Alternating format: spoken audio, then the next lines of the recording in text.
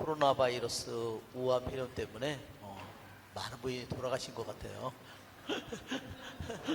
지금 보니까 평상시에 뭐 한 반. 예. 그래도 오늘 우리 오신 우리 분들에게 우리 감사 박수로 우리 할렐루야. 예, 중국에는 우한 폐렴 때문에 그러는데 미국에는 또 무슨 바이러스가 해가지고요 사망자가 벌써 10,000명이 넘는데요. 예, 거기서는 우한 폐렴이 아무것도 아니고 오히려 그 바이러스가 사망자가 벌써 10,000명이 됐다니까. 예, 오늘은 다니엘서 8장을 공부합니다. 먼저 주님의 기도를 하고 시작하겠습니다. 성부와 성자와 성령의 이름으로 아멘. 하늘에 계신 우리 아버지의 이름이 거룩히 빛나시며 아버지의 나라가 오시며 아버지의 뜻이 하늘에서와 같이 땅에서도 이루어지소서. 오늘 저희에게 일용할 양식을 주시고 저희에게 잘못한 일을 저희가 용서하오니 저희 죄를 용서하시고 저희를 유혹에 빠지지 않게 하시고 악에서 구하소서. 아멘. 성부와 성자와 성령의 이름으로 아멘. 네. 또 저기 초대 교구장이었던 나주교님도 또 돌아가셔서 그래서 돌아가면서 계속 미사도 하시고 저희도 여기서 연도를 이틀 동안 연도를 했습니다. 그래서 장례는 미국에서 11일 날 한다는 거 보니까 한국에서 주교단이 가는 거예요. 그래서 주교단의 일원이니까 아직 11일이면 화요일이에요. 네. 오늘 이 우한 폐렴 또 우리 코로나, 영어로는 코로나 바이러스라고 그러죠. 네. 그래서 정말 걱정을 떨치고 있는데, 그래서 오늘 철야기도도 그냥 있어요. 네, 지난번에도 철야기도도 아주 사람이 적었다고 그러더라고요. 근데 월요일 날은 뭐가 있어요? 매주고리에 찬양피정이 있어요. 뭐 취소해야 되는 게 아니냐 그렇게 막 했는데 저희는 10명이 되더라도 그냥 할 겁니다. 그래서 오늘 우리는 다니엘서 8장 이제 하는데, 다니엘서 8장은 정말 흥미진진한 그런 부분이에요. 먼저 우리들이 읽고 시작하겠습니다. 다니엘이 순양과 순념소의 환시를 보다. 같이 읽어봅시다. 벨사차르 임금의 통치 제3년 나 다니엘은 처음 본 곳에 이어서 또 다른 환시를 보게 되었다. 나는 환시 속에서 앞을 보고 있었다. 그렇게 보고 있는데 내가 엘람 지방의 수사성에 있는 것이었다.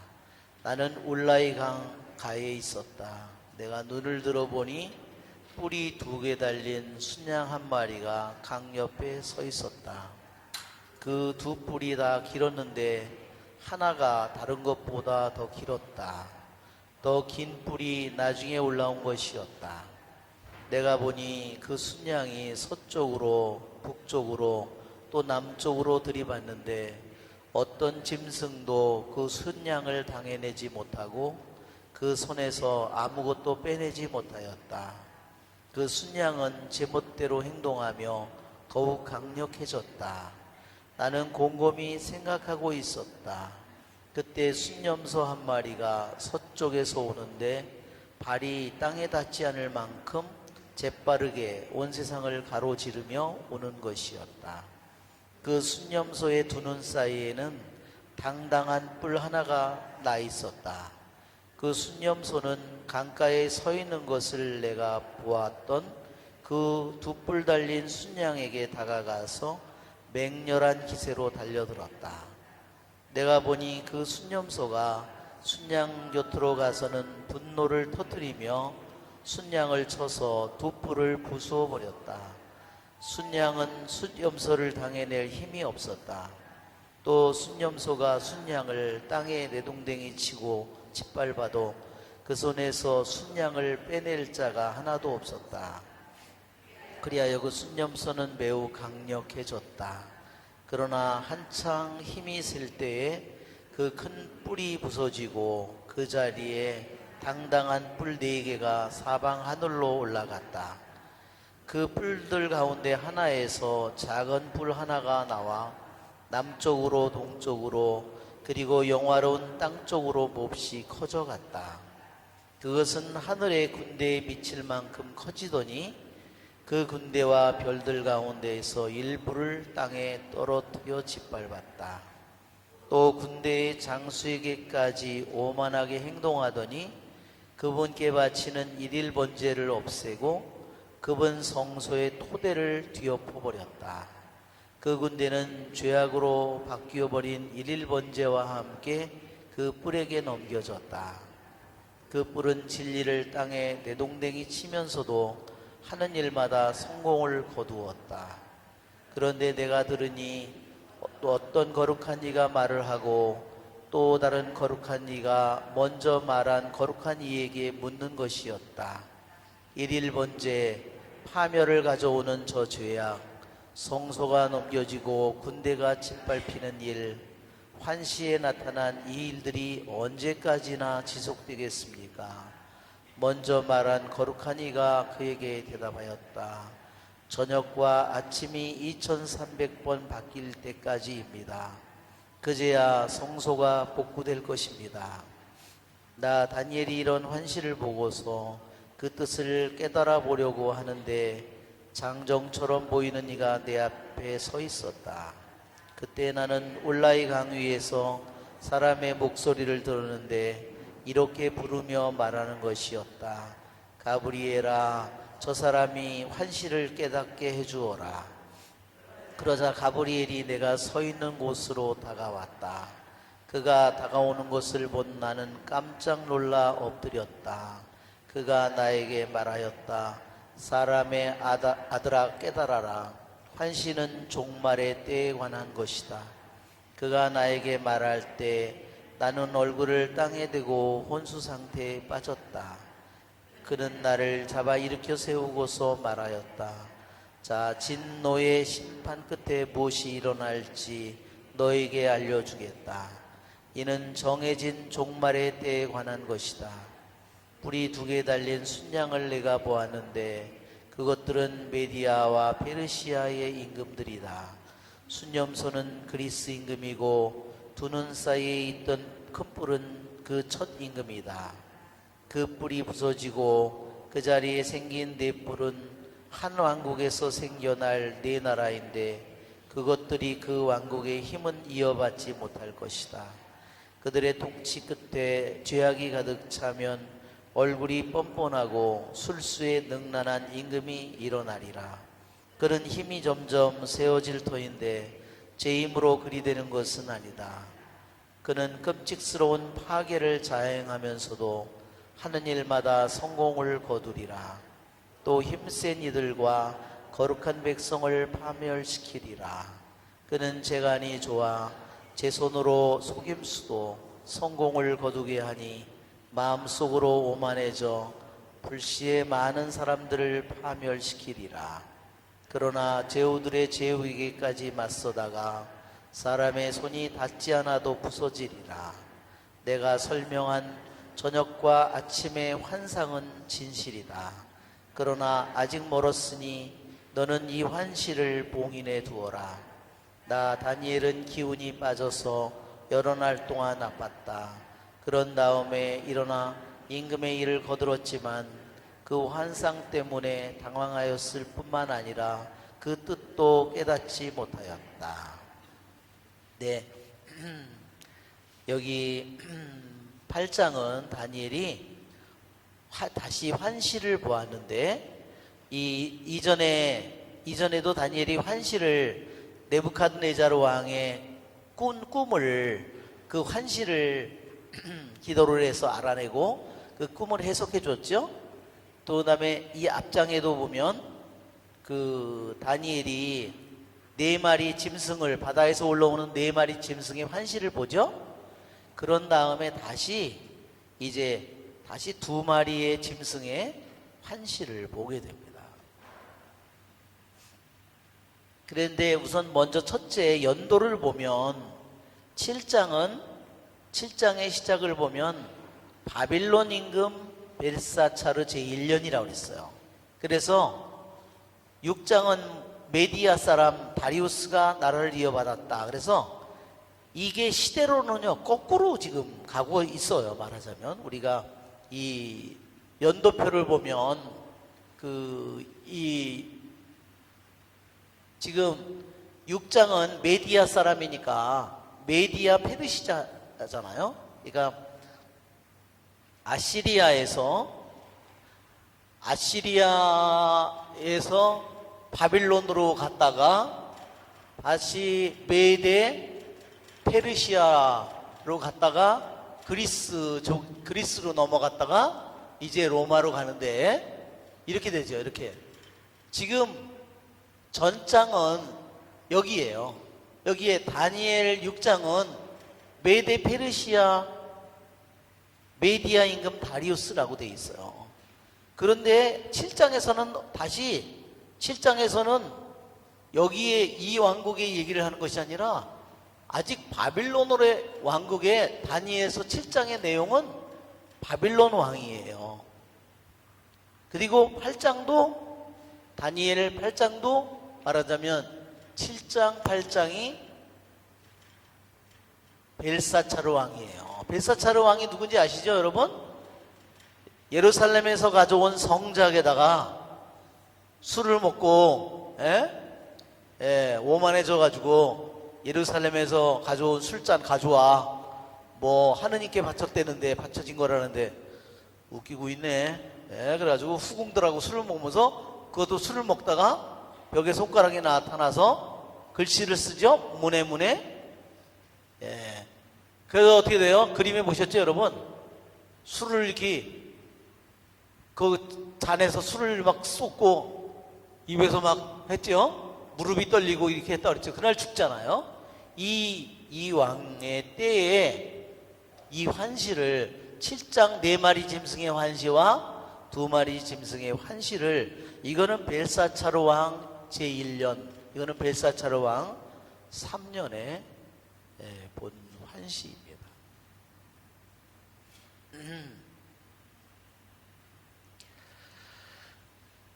자, 우리가 먼저 그림을 한번 보면 이렇습니다. 그림을 본다면 이게 여기에 보면 다니엘서 2장에 거대한 번쩍거리는 거대한 상이 나오죠. 이 머리는 어디였어요? 머리는 아마 이게 바빌론이죠. 바빌론, 왜? 네부카드네자르 임금이 꿈을 꾼 거잖아요. 네부카드네자르 대왕은 바빌론이 80년 통치를 했다면 그 중에서 40년은 네부카드네자르가 이 나라를 세우고 이 나라를 다스린 왕이에요. 그러니까 바빌론 하면 바로 네부카드네자르예요. 그런데 여기가 바빌론 제국, 그 다음에 여기가 메데 페르시아 제국, 여기가 그리스 제국, 여기가 로마 제국, 그 다음에 돌이 날라와서 부서지면서 말하자면 예수님이 오는 겁니다. 그런데 7장에서는 바다에서 올라온 짐승, 사자, 곰, 표범, 그 다음에 사나운 짐승 이렇게 나왔는데 바로 이게 머리가 사자에 해당되고 이 가슴이 곰에 해당되고 이 배와 넓적다리가 표범에 해당되고 이 다리와 발이 여기에 해당되는 거야. 그죠? 그대로 이렇게 연결된 겁니다. 이렇게. 그런데 지금 2마리 짐승은 순양과 순념소예요. 순놈이 문제야, 이게. 그러니까 여기서는 4마리 짐승이었는데 여기서는 2마리 짐승인데 하나는 순양, 이 곰이 바로 이렇게 된 겁니다. 이렇게 연결된 거예요. 이렇게. 이게 뭐냐면 메디아 페르시아가 순양이고 그 다음에 그리스가 순념소입니다. 이렇게 그림으로 보니까 아주 이렇게 여러분 이해가 하기 쉽겠죠? 다 계속 사람들이 그려놓은 그림은 다 이런 겁니다. 여기에 이 머리 부분이 사자에 해당되고, 여기가 여기에 해당되고, 이 배와 넓적다리가 표범, 그 다음에 다리와 이것이 로마, 그 다음에 여기서 뿔이 나오고, 그 다음에 이렇게 나오죠? 그 다음에 지금 나오는 게 순양과 여기에 곰과 표범, 이것이 지금 요것만 메디아 페르시아만 여기에 대한 환시를 따로 받았어요. 자, 나 다니엘은 처음 본 곳에 이어서 또 다른 환시를 보게 되었다. 내가 환시 속에서 앞을 보고 있었는데 그렇게 보고 있었다. 여기에 본다는 말이 계속해서 이게 반복이 되는 겁니다. 그것은 뭐냐면, 왜 보았다는 말을 끊임없이 이렇게 말을 한두 번만 해도 되는데 5번, 6번씩 왜 이걸 하냐? 이것이 아주 중요한 환시라는 것을 알리기 위해서 이 환시, 보는 환시가 너무 중요한 것이라는 것을 이렇게 표현한 겁니다. 그런데 자기 자신이 어디 있어요? 자기 자신은 분명히 바빌론 왕의 마지막 왕, 벨사차로 임금, 이제 얼마 있으면 죽을 벨사차로 임금, 그렇죠? 그 임금의 밑에서 자기가 여기서 신하로 여기서 있는데, 그러니까 바빌론 제국은 나라가 어디에 있나요? 바빌론에 여러분 우리 지도에 보면, 바빌론은요 메소포타미아 강, 티그리스 강과 유프라데스 강 사이에 여기에 바빌론 제국이 있는 거예요. 아시리아 제국은 북쪽에 주로 있었다면 바빌론 제국은 덤더 남쪽 중심이고, 이 메소포타미아 강 지역인데, 페르시아는 어디예요? 중심지가 페르시아는 이쪽이에요. 점점 아시리아, 바빌론, 그리스 점점 하면서, 아시리아, 바빌론, 메데 페르시아로 하면서 점점 이쪽으로 방향이, 중심지가 옮겨간 겁니다. 그러니까 다니엘은 바빌론에, 지금 바빌론에서 있잖아요. 여기에 보면 바빌론 제국에서, 지금 여기에 바빌론 제국에 아시리아 수도는 니니베죠? 니니베, 그렇죠? 왜 요나가 니니베에 가서 복음을 회개하라고 전하잖아요. 여기에 아시리아의 수도는 더 북쪽이라서 수도도 북쪽이에요. 그런데 이 바빌론 제국, 그 다음에 이어받은 바빌론 제국은 여기가 수도잖아요, 바빌론. 그런데 다니엘은 분명히 바빌론 제국의 내부 벨사차르 왕 임금 밑에서 신하로 임금을 보좌하고 있었는데, 자기가 본 환시는 자기가 어디가 있냐면, 자기가 엘람 지방에 여기가 있는 거예요. 여기는 여기서 수백 킬로가 되겠죠? 자기가 환시를 본 내용은 엘람에 있는 수사성 근처에 있는 울라이 강 근처였다.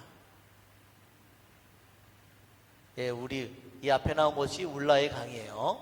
수사성에서, 그러니까 이게 지도를 보면 이게 거의 평야 녹색지대라면 여기는 산악지대예요. 이 산악지대에서, 산악지방에서 말하자면 눈이 녹아서 흘러나온 물이 이렇게 오는 자그마한 강이 있는데, 여기가 울라이 강이에요. 그 자기 자신이, 자기는 분명히 바빌론에 있었을 텐데, 자기가 본 환시는 자기가 어디가 있냐면 전혀 다른 몇백 킬로 떨어져 있는 딴 데 가서 자기가 있는 겁니다.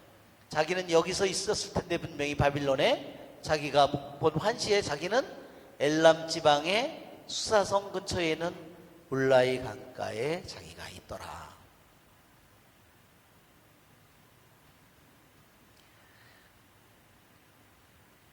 특별히 이 사람들이, 유대인들이요 강가에 있는 이유는 특별한 이유가 있어요. 왜냐하면 이스라엘 땅만이 거룩한 땅이잖아요. 그 땅을 벗어난 사람들은 다 거룩하지 못한 땅이에요. 부정한 땅이에요. 왜 부정한 땅일까? 우리가 생각해 보면 그 땅에 얼마나 많은 우상들이 있을까 한번 생각해 보세요. 자기가 바빌론에 있으면 바빌론의 주신이 있잖아요. 마루둑이라든지 무슨 수많은 신상이 그 도시의 곳곳에 어마어마하게 수도 없이 서 있는데 강가에 가면 그런 게 없죠. 건물이 있는 어디에든지 다 우상들이 수도 없이 즐비하게 있기 때문에 유대인들이 기도를 하려고 하면은 몸을 씻고 손을 씻고 하면서 우상들이 없는 데를 피해서 가다 보니까 강가에 가 있는 거예요. 그래서 바오로 사도도 얘기하잖아요. 사도행전에서 유대인들의 기도처가 있으리라고 생각되는 그러한 것. 사도행전 16장에 보세요. 사도행전 16장에.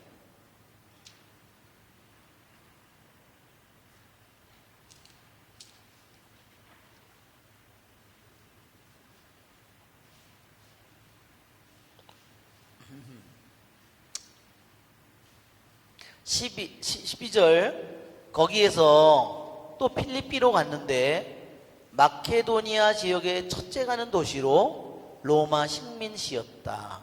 우리는 그 도시에서 며칠을 보내는데 안식일에는 유다인들의 기도처가 있다고 생각되는 성문 밖 강가로 나갔다.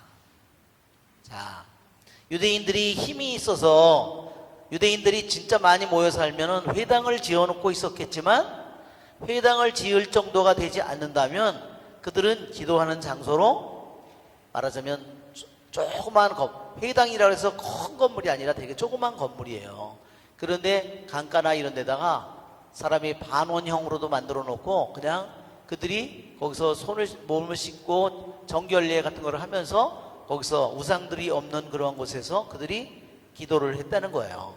이게 그래서 강가에 주로 있는 겁니다. 특히 이방인의 지역에서는 유다인들이 우상이 없는 지역을 갔다 보니까 이렇게 됐죠.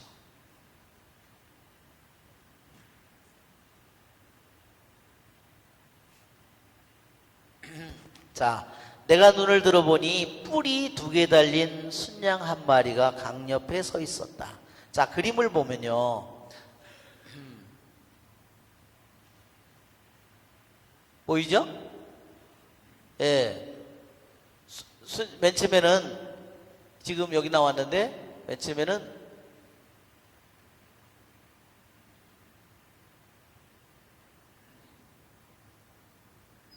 예, 바로 지금 이 그림이에요. 맨 처음에 여기에 이제 맨 처음에는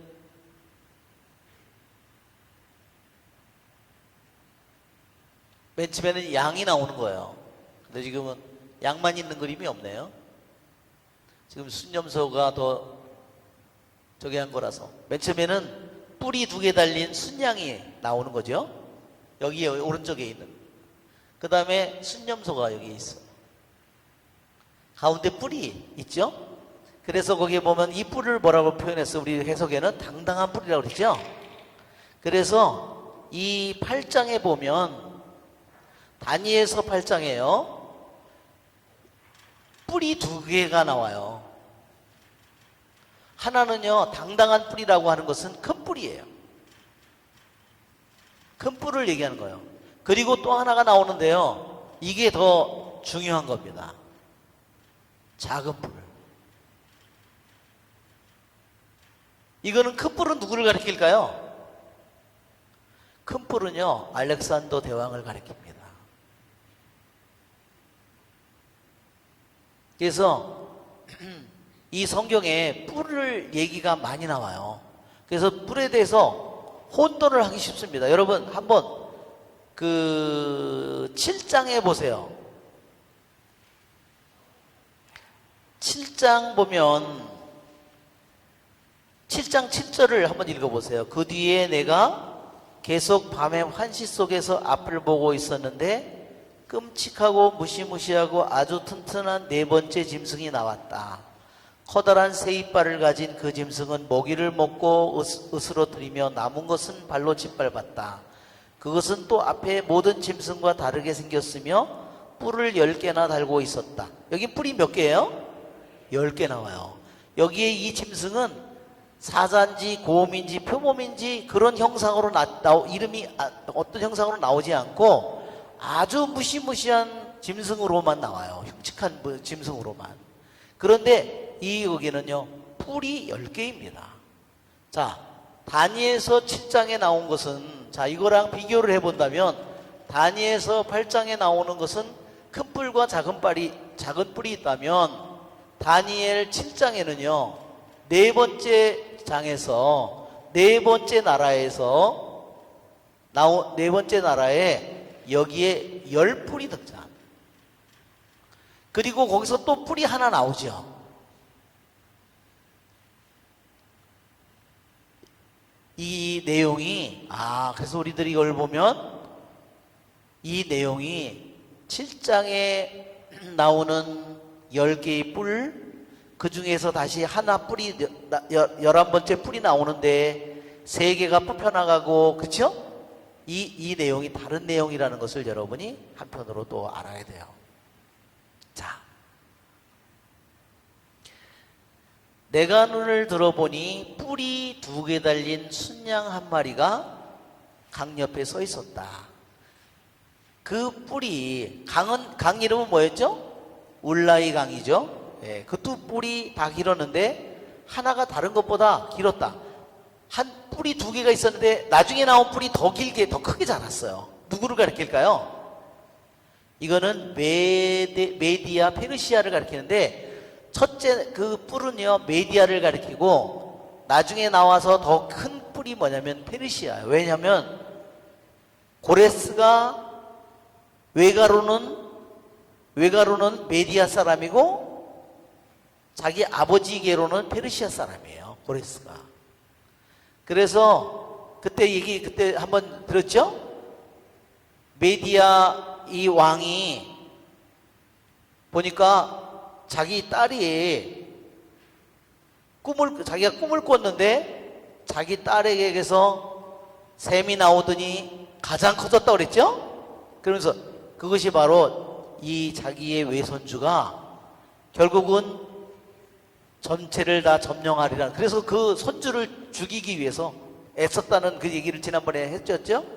바로 이게 메디아 페르시아의 얘기예요.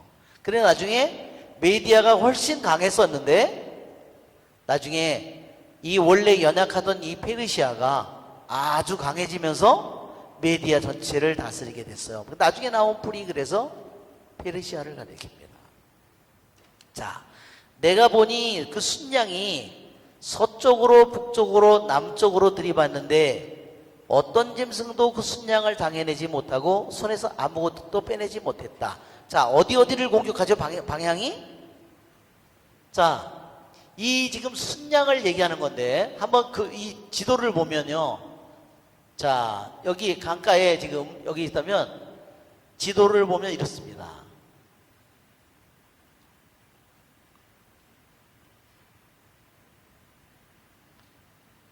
지금 이 순양은 메디아 페르시아를 가리킨다고 그랬어요. 메디아 페르시아, 아시리아. 이게 장차 일어날 일을 다니엘에게 보여준 거예요. 순양은 바로 메디아 페르시아를 가리킵니다. 메디아 페르시아. 한 뿔, 이게 뿔 하나고 나중에 나온 뿔, 더 큰 뿔이 페르시아예요. 그 나중에는 이 나라가 메디아 페르시아 연합인데 이 나라를 그냥 페르시아라고 부른 겁니다. 자, 페르시아인데 한번 공격을 하면 여기에 지금 순양이 있어요. 여기에 지금 고레스가 한번 있다고 생각해 보세요. 고레스 왕이 이전에 있는 바빌론 왕을 묻히려면 어느 쪽으로 공격을 해야 되나요? 메디아 페르시아 이쪽에서 바빌론을 공격하려면 어느 쪽 방향으로 공격해요? 서쪽으로 공격하는 겁니다. 그러니까 저 서쪽이 나오는 겁니다.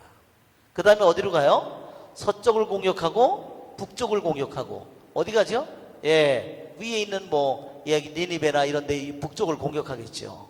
그 다음에는 어디요? 남쪽으로. 예, 또 내서 이제 공격한 다음에 남쪽으로 이쪽 지역을 해서 오기도 하고 남쪽도 다 하겠죠. 그러니까 여기는 벌써 공격 방향이 서쪽, 북쪽, 남쪽으로 들이받는 것은 바로 이 페르시아가 바빌론을 이 아시리아 지역을 이쪽에 이 에집트 이 모든 지역을 남쪽 지방을 점령한다는 것을 보여주는 겁니다.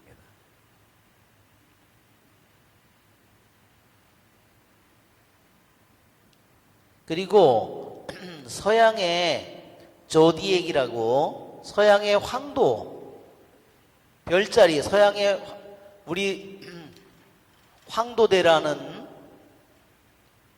이 조디액 사인 황도대에서 별자리가 12개 있는 거예요. 근데 그 별자리마다 짐승 이런 것들의 상징이 들어있어요. 어떤 거는 괴자리, 뭐 어떤 거는 염소자리, 어떤 거는 순양자리 이런데 여기서요 순양은 어느 지방을 가리키냐면 바로 페르시아를 가리키는 겁니다. 나는 그 다음에 곰곰이 생각하고 있었다. 그때 순념소 한 마리가 서쪽에서 오는데 발이 땅에 닿지 않을 만큼 재빠르게 온 세상을 가로지르며 오는 것이었다. 그 순념소의 두 눈 사이에는 당당한 풀 하나가 있었다. 이 순념소는 누굴 가리키냐면요, 이게 누굴 가리킨다고요? 알렉산더 대왕을 가리킨다. 자 보세요, 지도상에서 보면요 알렉산더는 어디 출신이냐면요 마케도니아 출신이에요. 여기에 그리스, 여기가 지금 터키, 오늘날 여기가 그리스라면 그리스의 그리스에서도요 북쪽 지역이에요. 여기가 요 지역에 말하자면 작은 나라의 왕의 말하자면 아들이었어요. 그런데 이 알렉산더가 말하자면 한 19살의 나이로 왕에 등극한 거예요. 아버지가 갑자기 전쟁에서 죽는 바람에. 그래서 여기에 보면 이 알렉산더라고 대왕이라고 하는 이 순념소가 요 조그마한 나라가 이 전체 여기까지 파키스탄까지 정복할 줄을 꿈에도 몰랐다는 거죠. 그런데 알렉산더는요 전쟁을 몇 번을 전투를 벌였냐면 이 전체 대륙을 이 넓은 데를 점령하기 위해서요 적어도 70번의 전쟁을 했는데 한 번도 지지 않았답니다. 정말 놀라운 거죠? 자기가 가지고 병력의 10배가 넘는데도 그냥 다 이겼어요. 그래서 알렉산더가요 자기가 전쟁에서 점령한 지역마다 알렉산더라는 이름을 붙여줬어요. 우리가 알고 있는 알렉산드리아는 어디에 있죠? 이집트에 있죠? 이집트에 2000년 전에 가장 발달한 도서관이요 이집트 알렉산드리아에 있었습니다. 왜냐하면 알렉산더 대왕의 스승이 누구냐면 철학자 아리스토텔레스였어요. 이집트 알렉산드리아에 가장 거대한 도서관을 만들어놨는데 그 알렉산드리아라는 도시 이름이 이 세계에 이 지역 안에 70개를 도시를 만들었다. 우리가 알고 있는 건 한 개밖에 모르는 거죠 지금. 예.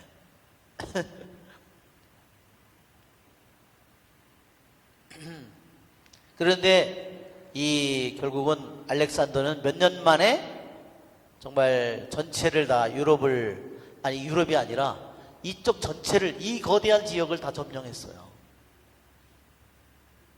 점령해가지고 그러니 얼마나 오만해졌겠어요, 그렇죠? 네. 그리고 결국은 끔찍한 정말 30살 조금 넘어서 죽었어요. 근데 죽은 이유가 뭔지 아십니까? 술을 너무 많이 먹어가지고, 그러니까 술을 한번 먹으면 그냥 젊은 남자들이잖아요. 그 군인들이고 목숨을 걸고 그냥 술을 여자들은 얼마나 많겠어요. 예? 수많은 여자들이. 그러니까 술을 끊임없이 먹었는데요. 술 먹는 대회를 한 거예요. 한 번은요. 술을 계속 마셔가지고 한꺼번에 40명이 죽었답니다. 그러니까 누가 이기나 한번 하는 거죠. 결국은 그걸로 인해서 알렉산더가 죽은 겁니다. 예, 예, 미친 거죠, 그러니까. 예. 그러니까 나이가 30밖에 안 됐으니까 몸도 젊고 그러니까. 예. 아니 이게 어떻게 얘기가 이상한 데로 가가지고. 하여튼 좌우지간 순념소라고요. 이게 순념소예요, 진짜.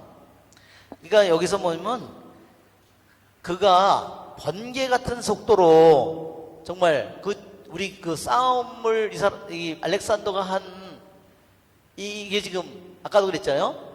이 양은 순양은 분명히 페르시아에서 서쪽으로 바빌론, 아시리아, 에집트 이쪽을 점령하는 것 때문에 이쪽 방향으로 가지만 순념소는 방향을 한번 보세요. 순념소는 방향이 어디죠?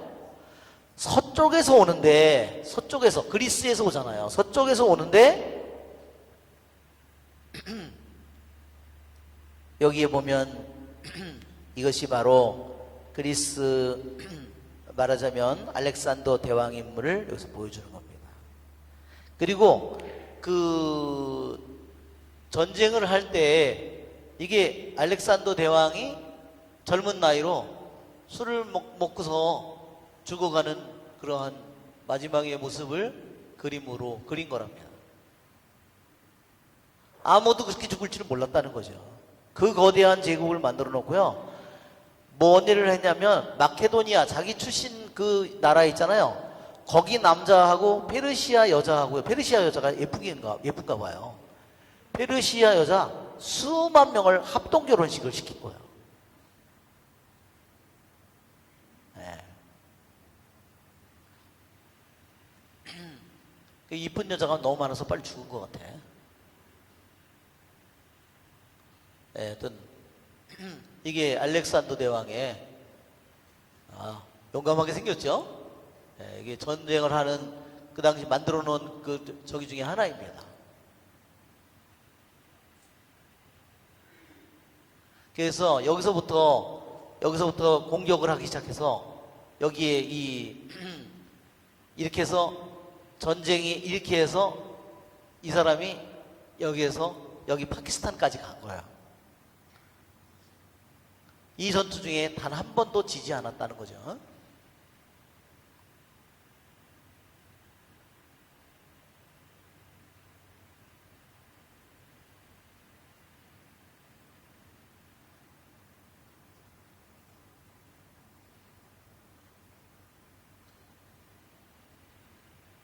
자,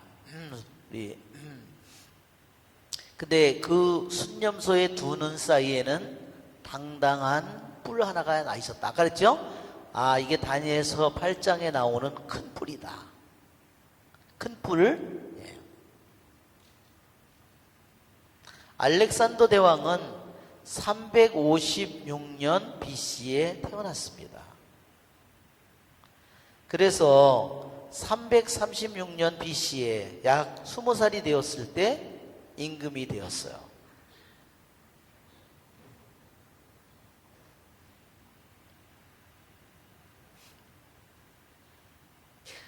원래 이 그리스는 그 옆에 바다가 에게해라는 바다가 있는데 그 바다의 이름을 다른 말로는 염소바다라고 부른답니다. 그러니까 이 그리스의 상징이 염소예요.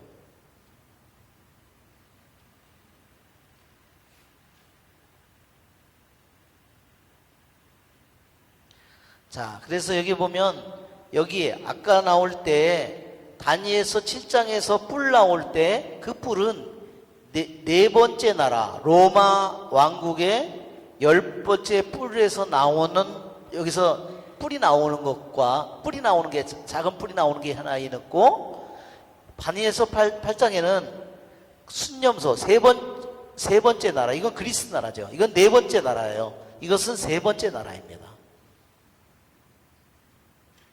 이거 세 번째는 이것은 세 번째 나라예요.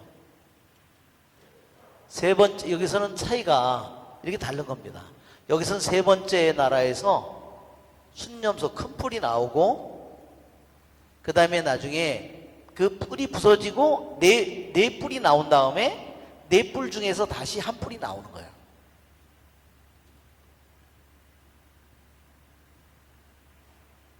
그 순념소는 강가에 서 있는 것을 내가 보았던 두 뿔 달린 순양에게 다가가 맹렬한 기세로 달려들었다.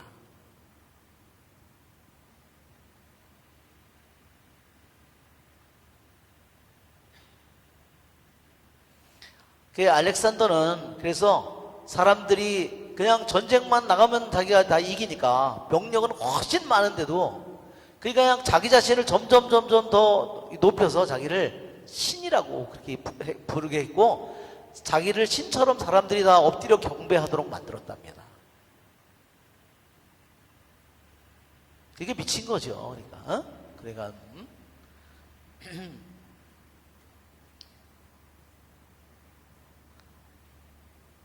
자, 우리는 여기서 보면 이 강가에 있는 이 서쪽에서 온 이 다니엘이 울라이 강의 강가에 자기가 서 있는데 보니까 하나는 이쪽에서 순양이 서쪽으로 공격을 하는 모습을 봤고 그러다가 이제는 순념서가 발도 땅에 닿지 않으면서 내속에 와서 이 순양을 이제 공격하는 겁니다. 그래서 순양을 쳐서 두 뿔을 부수어버리고 순양은 순념소를 당해낼 힘이 없었다. 순념소가 순양을 땅에 내동댕이 치고 짓밟아도 그 손에서 순양을 빼낼 자가 하나도 없었다. 그리하여 순념소는 매우 강력해졌다. 왜? 이쪽 지역을 아시아 지역을 전체를 다 점령했으니까. 그러나 한창 힘이 셀 때 그 큰 뿔이 부서지고 그 자리에 당당한 뿔 4개가 사방 하늘로 올라갔다. 예, 어떻게 됐냐면 알렉산더 대왕이 죽은 후에요. 이 나라가 4나라로 갈라졌습니다.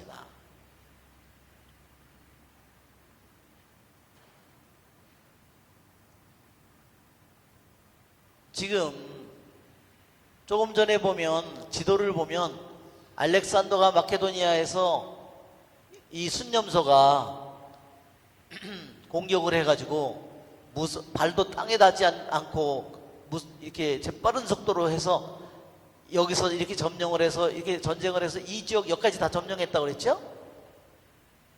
그랬는데 여기에 보면 당당한 뿔 갑자기 33살의 나이로 죽었어요. 죽으니까 어떻게 됐어요?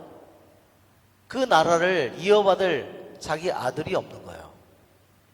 너무 어린 나이에 죽었어서 그러니까 19에 애를 낳았어도 10살이나 됐을까?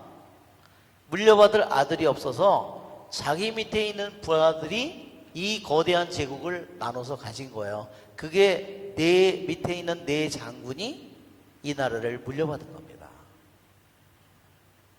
그런데 이 네 나라로 완전히 이렇게 갈라지는 기간이요 20년이 걸렸어요.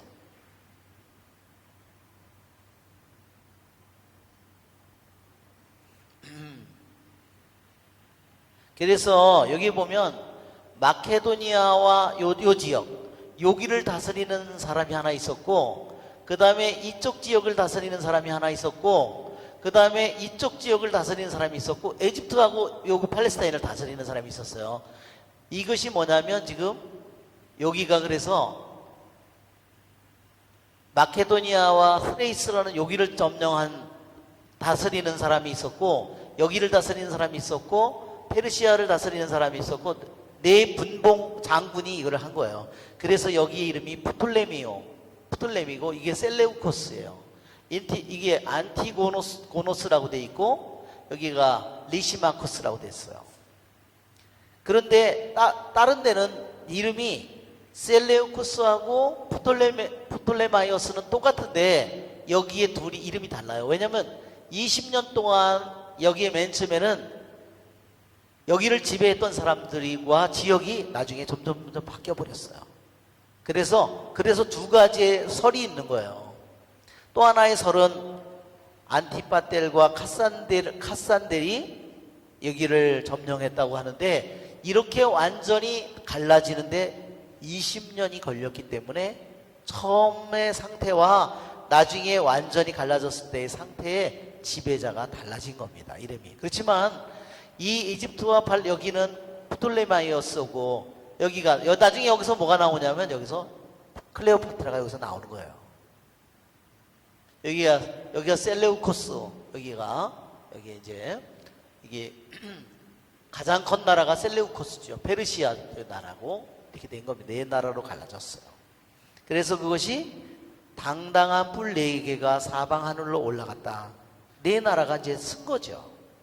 그런데 이 나라가 다 어느 나라 사람들이 이 나라를 다스린 거예요. 다 이 나라가요, 그리스 나라예요. 그리스가 왜? 알렉산더가 점령을 해서 그 나라를, 네 나라, 그리스의 네 사람의 장군이 그 나라를 차지했는데 사실은 그리스 나라지만요, 나중에는 완전히 자기들끼리 싸웁니다. 이 프톨레마이오스하고 셀레우쿠스 왕국하고 죽어라 하고 싸워요. 끊임없이 전쟁을 합니다. 지도자만 위에 대가리들만 몇 명 그리스 사람이고 언어만적이지 밑에 있는 민족들은 원래 어디겠어요? 다 에집트 사람들 다 다르죠. 자, 여기에 보면 9절에 그 뿔들 가운데 하나에서 작은 뿔 하나가 나와 어디로 공격하죠? 남쪽으로. 예, 작은 뿔이 나와서 남쪽으로 공격을 해요. 남쪽으로. 여기서 이게 남쪽으로 작은 뿔이 나왔다는 것은 지금 여기를 가리키는 거예요. 지금 남쪽으로 공격하는 것은요, 에집트를 가리킵니다. 동쪽은 어딜까요? 동쪽은 이쪽이죠. 페르시아 쪽이죠. 그 다음에 또 영화로운 땅 쪽으로. 예, 그것은 어디를 가리키냐면요, 여기를 가리킵니다. 그래서 이게 어디를 가리키는 거냐면, 이제는 여기서는 맨 처음에는 이 처음 순념소가 이쪽 방향으로 공격을 했죠. 빠른 속도로. 그런데 이제는 이 순념소 알렉산더라는 사람이 죽고 네 장군이 이 지역을 나눈 다음에 이제 그 네 개의 나라 중에서 작은 뿔 하나가 나왔다. 여기에 큰 뿔이 이제는 뿔이 뽑혀서 없어지고 네 뿔이 나왔는데 네 뿔 가운데에서 한 작은 뿔이 나온 거예요. 여기에서 작은 뿔 하나가 나왔어. 네 뿔 중에 하나에서 작은 뿔이 나왔는데, 자, 이 작은이라는 이 말이요, 아까는 당당한 뿔이라고 그랬죠. 큰 뿔, 알렉산더를 가리키는데 이 작은 뿔은 뭘 가리키냐면요, 이게 메시아라는 말을 가지고 있는 거예요. 메시아를 의미하는 말이에요. 그런데 이 말은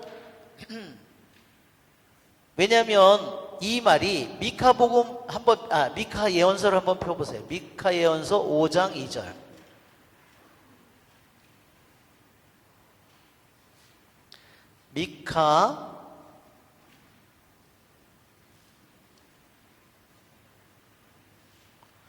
미카 예언서를 보면 장차 예수님, 우리의 구세주가 오리라는 예언이 미카 예언서에 들어있어요. 어디서? 베들레헴에서 우리의 메시아가 오리라. 한번 읽어볼까요? 그러나 너 에프라타의 베들레헴아, 너는 유다 부족들 가운데에서 보잘것없지만 이렇게 돼 있죠? 예, 이 보잘것없다는 이 말이요, 이 말이 뭐냐면 히브리 말로 작은 이런 뜻이에요. 여기에 있는 작은 뿔과 똑같은 말입니다. 우리 말로는 번역이 보잘것없고 여긴 작은 뿔로 나와 있지만 여기에 있는 단어가 짜이르라는 히브리 말이에요. 짜이르.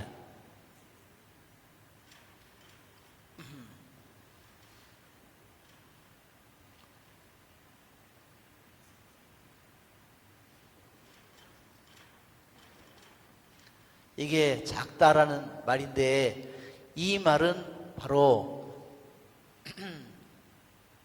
유다 부족들 가운데서 보잘것없다. 예, 유다 지파의 사람 중에서도 베들레헴이 정말로 작은 보잘것없는, 바로 이 말 때문에 여기에 이거를, 이 작은 뿔 하나가 나왔다. 그래서 이거를 적그리스도라고 표현하는 겁니다. 이 작은 뿔을. 왜? 미카 5장 2절에 장차 올 메시아가 유다 지파 중에서도 가장 보잘것없는 아주 작은 그런 데서 나오는데, 여기에는 똑같은 단어를 거기다 썼다는 거죠. 똑같은 단어를. 거기에도 사이르라는 단어를 똑같이 쓴 거예요. 그래서 이것이 메시아는 메시아인데 진짜 메시아가 아니라 무슨 메시아라고요? 가짜 메시아. 그래서 적그리스도라고 부르는 겁니다.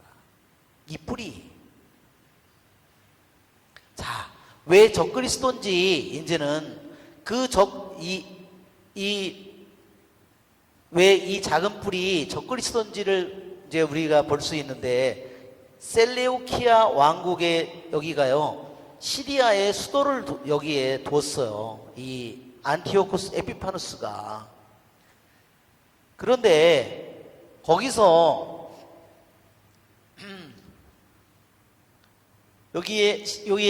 여기가 시리아거든요. 여기에서 남쪽으로 공격을 해요. 동쪽으로 공격을 해요. 그 다음에 어디를 공격해요? 예루살렘을 공격해요. 그걸 말하는 겁니다. 남쪽으로 이집트를 공격하고, 동쪽으로 아르메니아, 이 페르시아 쪽을 공격하고, 영화로운 땅, 아름다운 땅, 바로 예루살렘을 공격한다는 겁니다.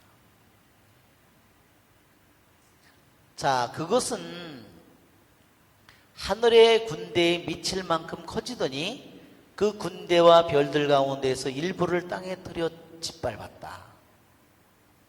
예, 하늘의 군대에 미칠 만큼 커졌다. 이게 하늘의 군대에는 하느님의 군대를 가리키는 말입니다. 그리고 별은 누구를 가리킬까요? 내 자손이, 창세기에서 아브라함에게 내 자손이 하늘의 별처럼 바다의 모래알처럼 많아. 여기에 별들은 그래서 유다 백성을 가리킨다 하는 겁니다. 즉 이 적그리스도라고 하는 작은 이 뿔이 하느님의 군대에 미칠 만큼 커지고 하늘의 군대와 유대인들을 땅에 들여 짓밟은 거예요. 또 그 군대의 장수에게까지 오만하게 행동하더니 그분께 바치는 일일 번제를 없애고 그분 성소의 토대를 뒤엎어버렸다.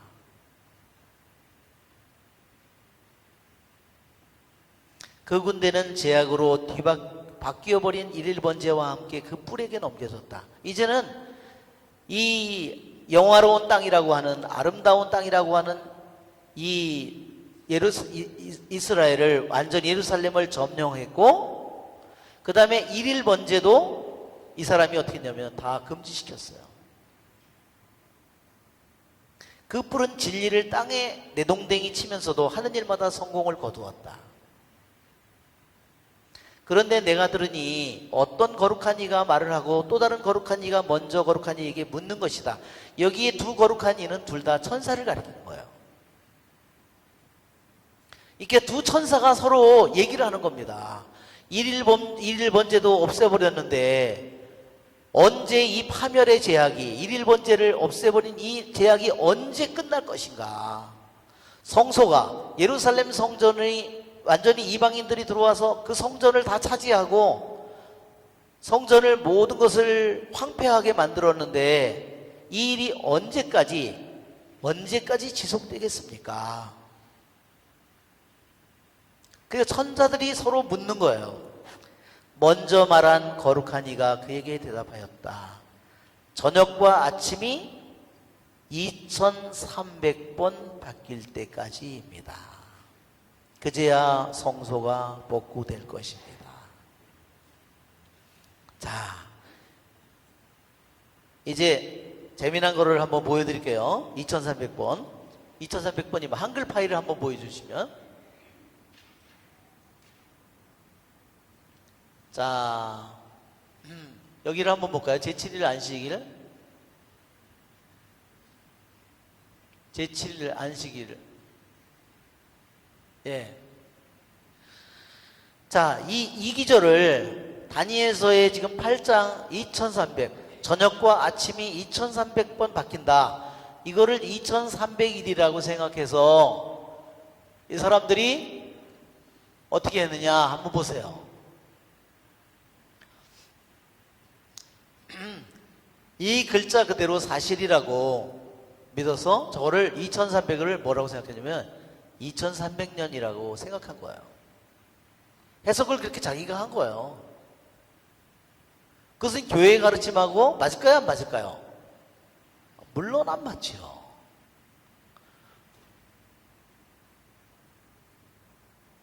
자,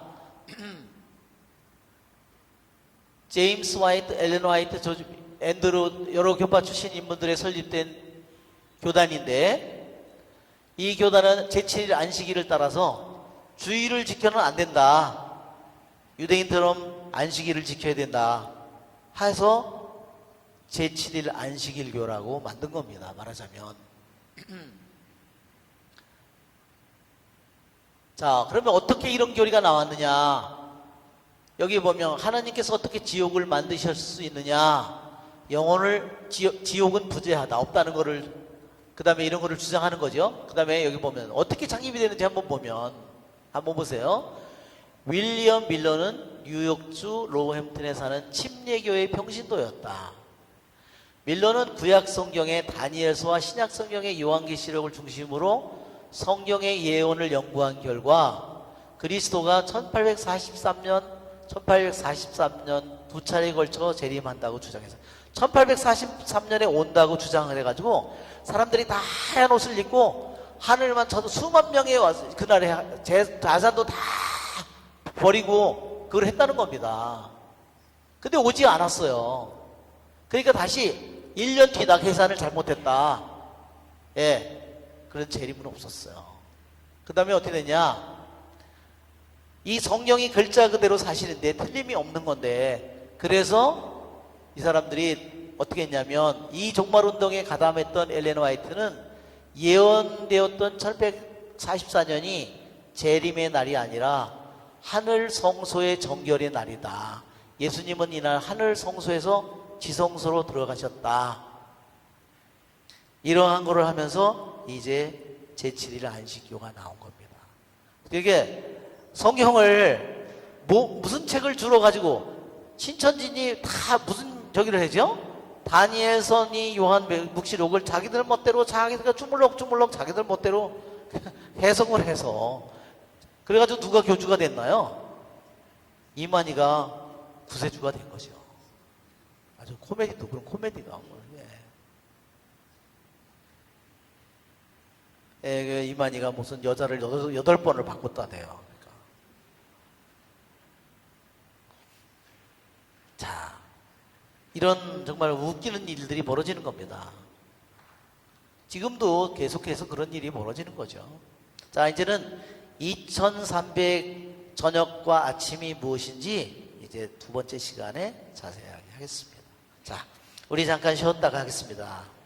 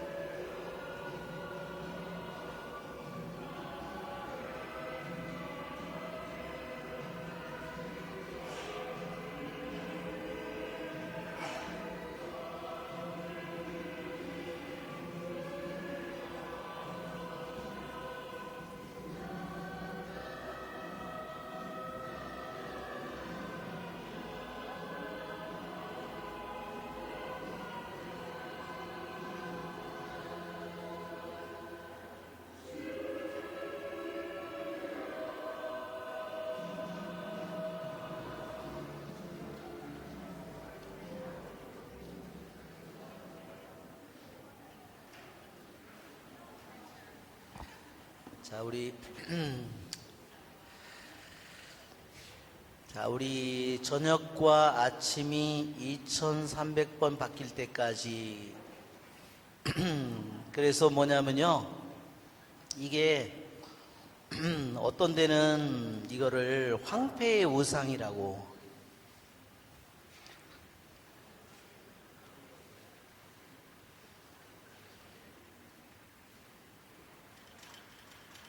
또는 abomination of desolation이라고,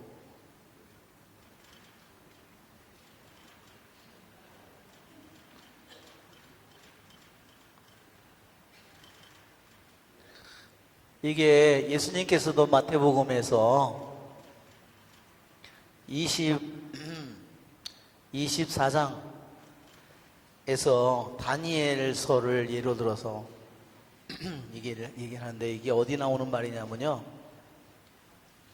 이거를 무슨 환시라고 그러냐면 타미드, 이거를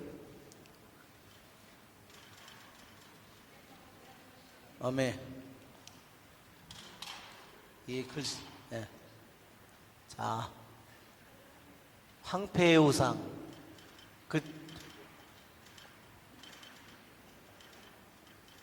또는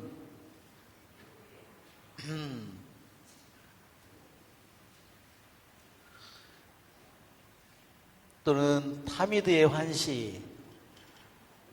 타미드는 이게 유대인들의 제사를 보통 타미드라고 하는데요, 유대인의 제사를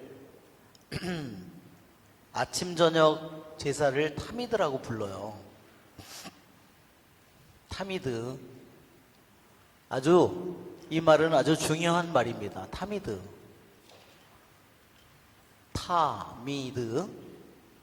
그런데 이 말의 뜻은요, 말의 뜻은 뭐냐면 영원한, 지속적인, 이런 뜻이에요.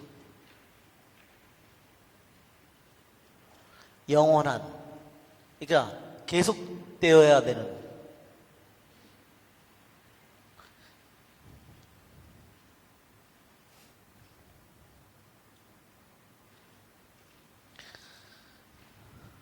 자, 오늘 우리들 여러분 프린트물에 보면 유대인들의 그 동그라미 안에 기도하는 그 달력이 있죠? 시간표가 있죠? 받으셨나요?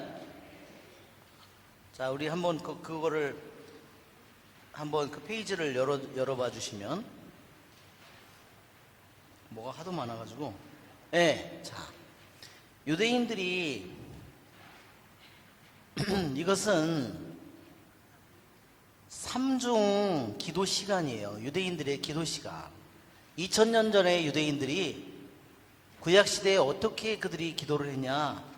여기에 보면 모닝, 아침 기도예요. third hour, 이게 제3시예요. 그러면 제3시면 지금 보면 우리나라로 하면 9시예요. 지금 우리들의 시간으로 9시예요. 그 다음에 정오, 그 다음에 그래서 이걸 제6시라고 그랬고, 그 다음에 9시, 이거는 오후 3시예요. 오후 3시. 이렇게 양을 한 마리, 1년 된 흠없는 양을 한 마리 아침 9시에 한 마리 잡아서 제사를 지내고, 또 저녁에 오후 3시에 또 제사를 지냈어요.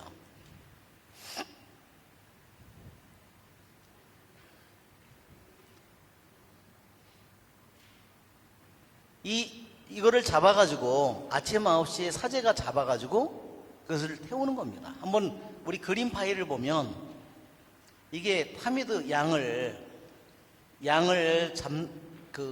이제 보여주는 겁니다. 어디서 이 양을 바칠까요? 이 구약 시대의 이동식이잖아요.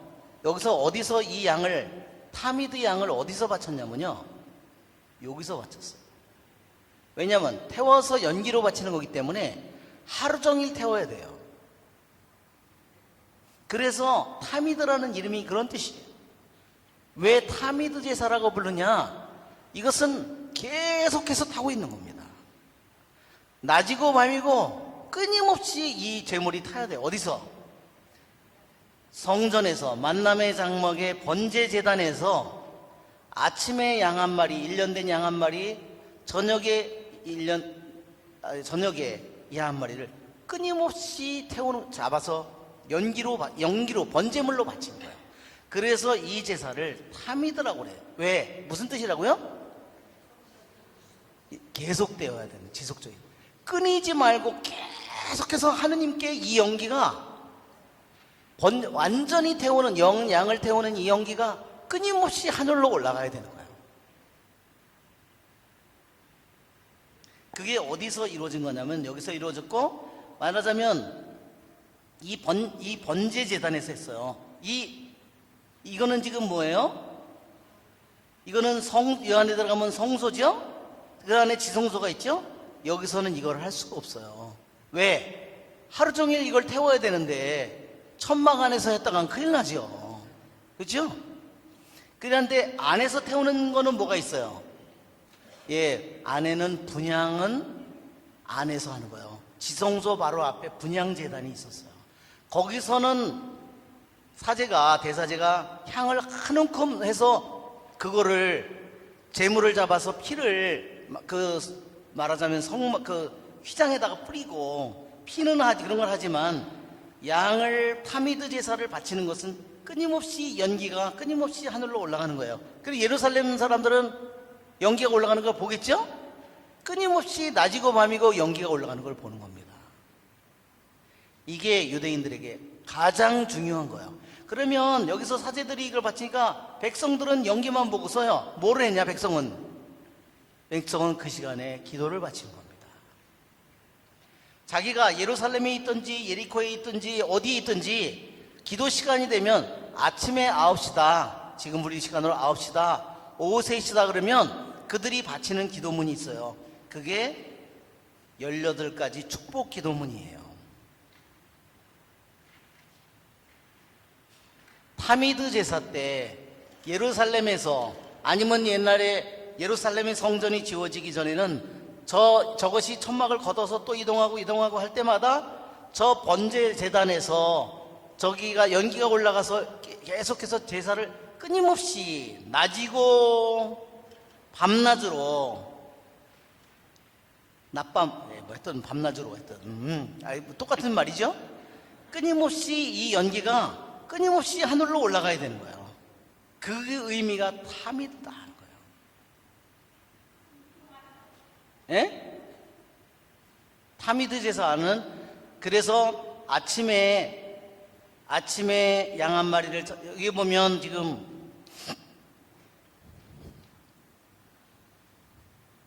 여기 저기를 하죠? 예, 지금 잡기 직전의 그런 모습인 것 같아요. 여기도 양을 끌고 들어가는 게 나오죠? 예, 해서 이제 끊임없이 이것을 바친 겁니다. 이때 단지 제사만 바친 것이 아니라, 사제들 몇 명만이 이것을 바친 것이 아니라, 이것을 바치는 순간에 동시에 이스라엘 백성 전체가 동시에 기도문을 바쳤는데, 그 기도가 뭐냐? 그러니까 사제들만 같이 한 것이 아니라 이게 유대인들의 축복 기도문이에요.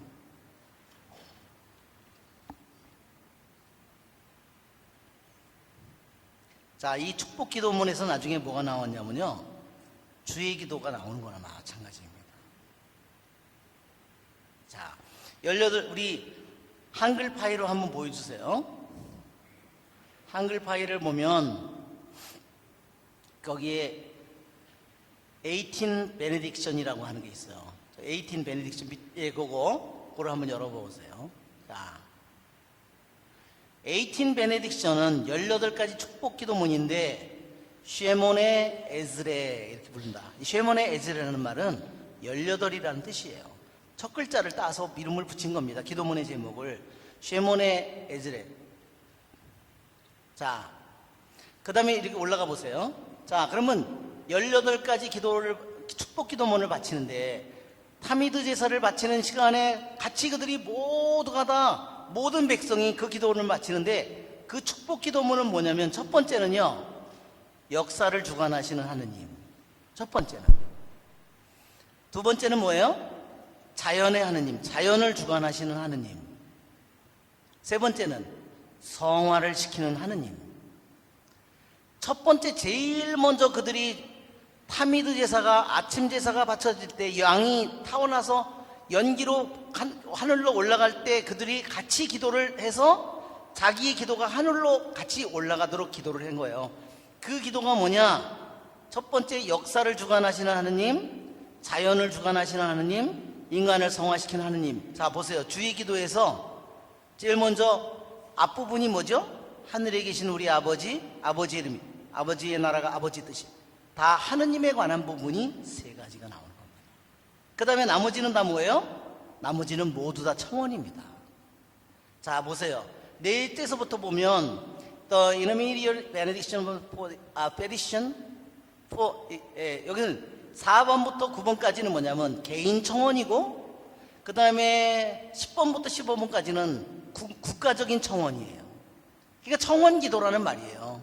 그러니까 기도문이 유대인의 이 타미드 제사를 바칠 때 온 백성이 같이 해의 위치나 이런 걸 보고서 그들이 타미드 제사를 바치게 양의 연기가 끊임없이 하늘로 올라가는 그 순간에 그들이 기도문을, 이 기도를, 그래서 유대인들이 어디에 어느 지역에 가든지 오후 3시나 아침 9시가 되면 다 기도를 한 거예요. 무슨 기도를 했다고요? 예, 18기도문을 우리가 쉐몬의 에즈레라는 이 기도문을 바쳤는데, 그 기도의 가장 중요한 것은, 전반부 제일 중요한 것은 세 개가 하느님에 관한 것이었다. 그리고 나머지는 전부 다 밑에는 뭐예요? 청원 기도였다. 우리 인간의 필요를 위한. 그러니까 우리가 주님의 기도를 보면 위의 반은 하느님 아버지, 하느님의 이름, 하느님의 나라, 하느님의 이 모든 것을 얘기하고, 그 다음에는 우리 청원 기도를 하죠. 네. 오늘 저에게 일용할 양식은, 그 구조가 똑같다는 겁니다.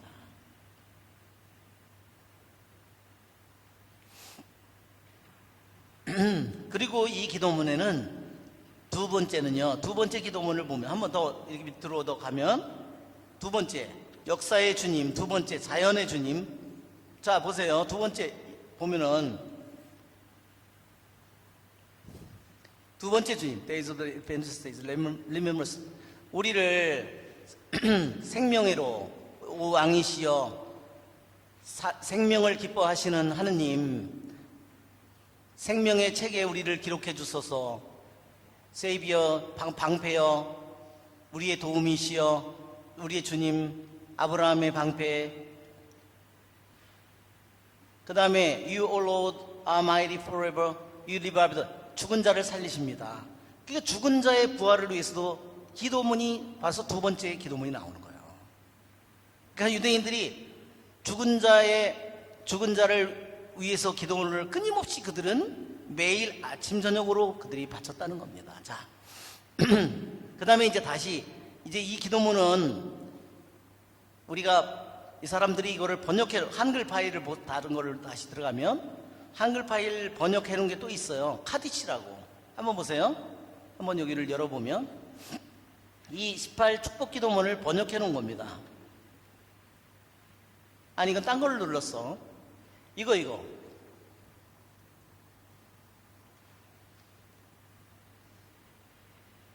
예, 이렇게 그 개신교회에서 이것을 번역해 놨어요. 이 축복 기도문을. 그러니까 이 축복 기도문은 언제 바치는 기도문이라고요? 아침에 그다음에 아침 9시에, 오후 3시에 타미드 제사로 양을 잡아서 번제물로 연기로 완전히 바칠 때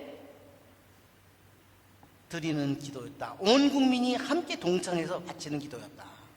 그러니까 양만 바친 것이 아니라 백성들 모두가 하느님께, 역사를 주관하시는 하느님, 자연을 주관하시는 하느님, 인간을 성화시키는 하느님을 찬미하고 자기들의 필요, 개인적인 청원, 온 나라에 필요한 모든 것들을 청원하는 기도를 이 시간에 같이 하느님께 바쳤다는 겁니다. 자, 타미드 제사 그림 파일을 다시 보면, 그림 파일로 다시 넘어가면, 자, 여기다 재물을 이렇게 하고 있죠? 바치고 있죠?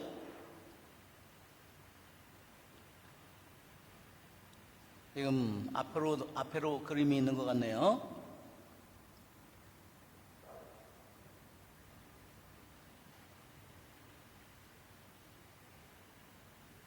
자, 여기에 보면 사제들이 저기에서 타미드 제사를, 이것은 뭐냐면 아까의 그림은 만남의 장막이죠. 이동식으로 약속의 땅에 들어가기 전까지 모습이었다면, 이것은 솔로몬 성전이 지어진 후에 그들이 거대한 성전을 지어놓고 그 다음에 제물을 바치는 게 많을 거 아니에요. 그 사람들이 제물을 어떻게 바치는가, 그 모습을 여기서 보여주는 겁니다. 자, 여기에 보면 장작이 쌓여 있죠? 자, 우리 유대인들이 저렇게 제물을, 이 계속적인 제사를 밤낮으로, 이 제사가 어린 양이 완전히 가죽을 벗겨서 완전히 각을 떠서 기름 있고 모두 몽땅 똥을 빼고는 모두 다 이것을 태워서 연기로 바치는 겁니다. 어떻게 했느냐? 먼저 사제들이 불을 피우는 거예요. 그리고 이 불은 꺼지면 안 돼요. 이 불은 밤낮으로 타고 있어야 돼요. 밤낮으로 타고 있어야 되는 불이 이 번제제단의 불이에요. 그러면 사제가 이 제물을 잡아서 어린 양을 잡아서 저 불 위에다 올려놔요. 자,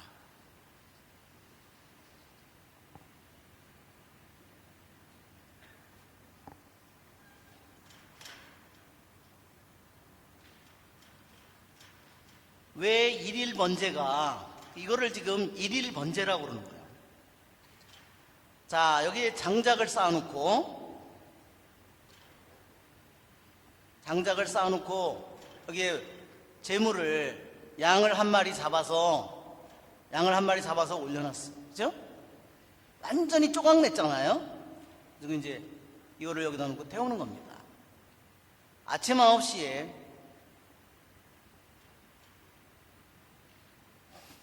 그런데 여기에는 9시에 그 다음에 이 어린 양을 한 마리 바치고 나서 사람들이 나는 죄를 지었습니다.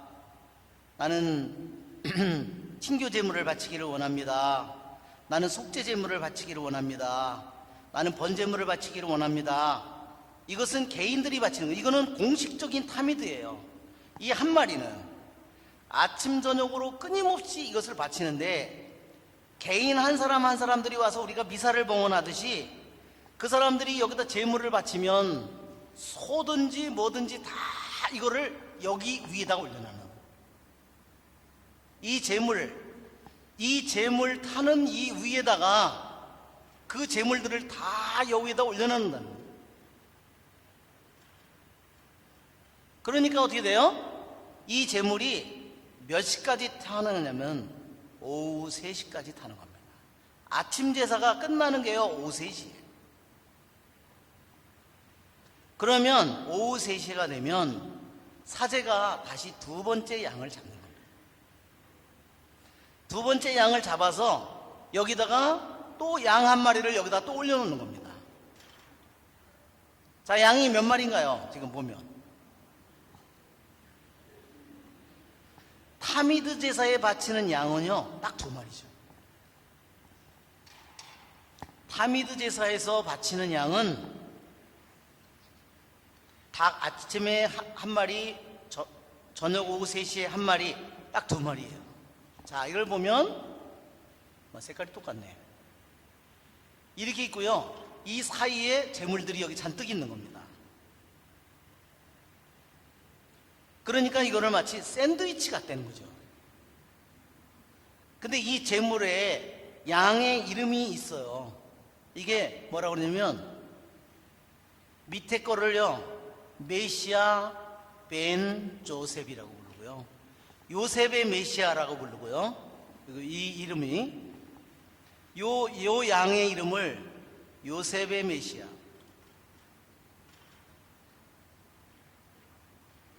즉, 요셉의 아들, 요셉의 자손, 요셉의 자손 메시아. 그 다음에 여기는 다윗의 자손 메시아.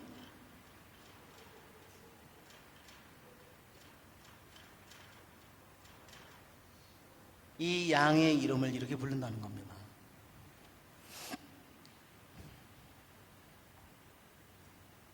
그러면 여기다 놓고 또 제물을 바치는 건 어디다 놓을까요? 이 위에다 놓겠죠? 끊임없이 밤 내내 타가지고 아침 몇 시에 끝날까요? 9시에 끝나는 겁니다. 무슨 말인지 알겠죠? 왜 타미드 제사라고 하는지 여러분 아시겠죠?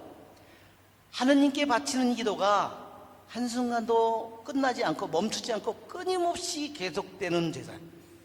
이것이 말하자면 탈출기에 나오는 겁니다. 여기 탈출기 한번 볼까요? 이것은 유대인의 제사 중에서 가장 중요한 제사입니다.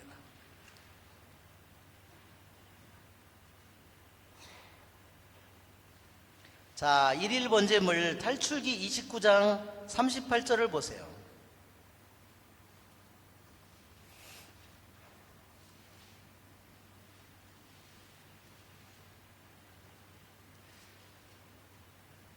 제단 위에서 바칠 것은 이러하다.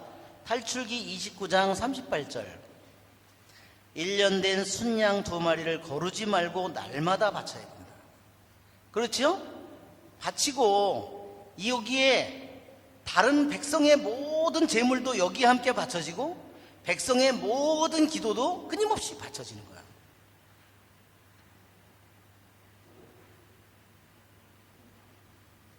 그래서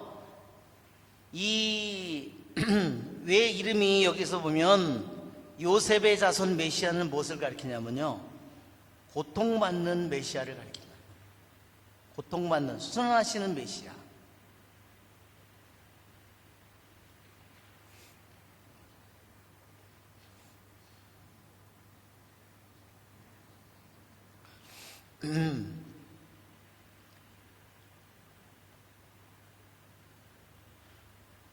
그러니까 고난받는 종 옷이죠. 그 다음에 다윗의 자손 메시아라는 것은 승리하는 메시아라는 의미를 가지고 있습니다.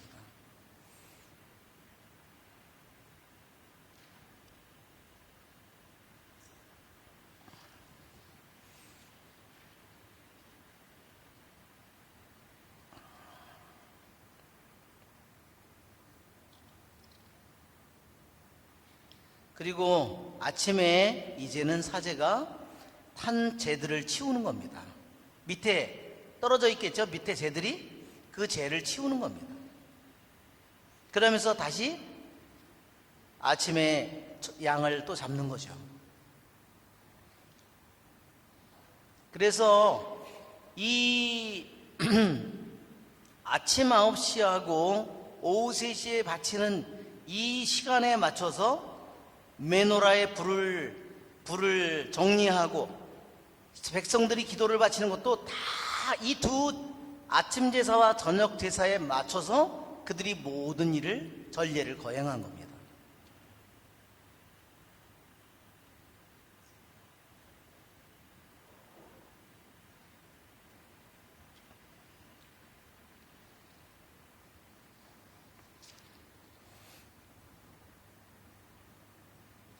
그러니까 타미드 제사가 바쳐질 때 또 한편으로 뭐냐면 속죄가 이루어지는 거예요. 왜? 속죄제물, 보상제물, 번제제물, 곡식제물, 친교제물이 다 한꺼번에 여기 올려져서 같이 바쳐지고 있기 때문입니다.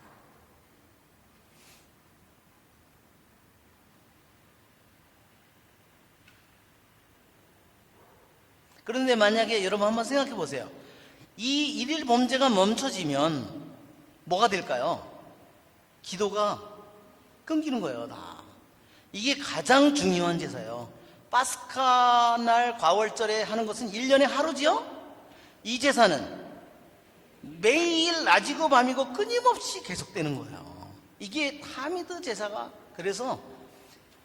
그런데 여기에 보면 이 타미드 제사가 멈춰지는 날이 얼마라고 돼 있어요? 저녁과 아침이 2300번이라고 돼 있습니다. 그러니까 성전이 무너졌으면 모르는데 여기에 일일 번제가 연기가 더 이상 받쳐지지 않고 한 것은, 이것은 유대인들에 있어서 정말 끔찍한 일이라는 거죠. 그것을 한 것이 바로 이제 앞으로 우리 다니엘이 본 건데, 그것이 저녁과 아침이 2300이라고 했어요. 그래서 자, 한번 생각해 보면 여기는 2301이라고 하지 않고 2300의 저녁과 아침이라고 돼 있어요.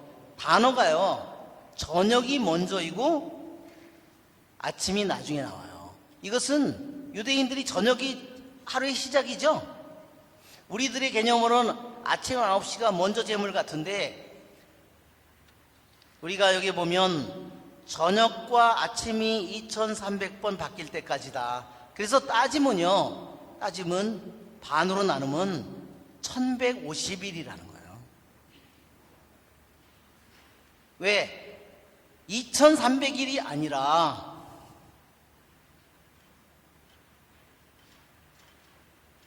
저녁과 아침이 2300번이라고 그랬어요. 그러면 저녁 1150, 아침 1150.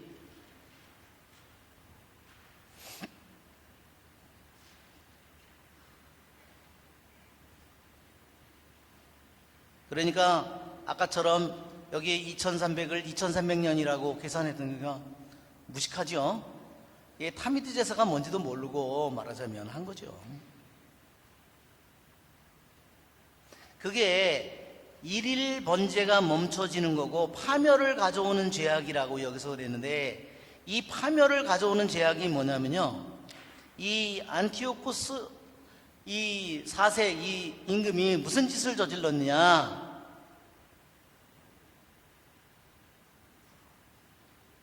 이거는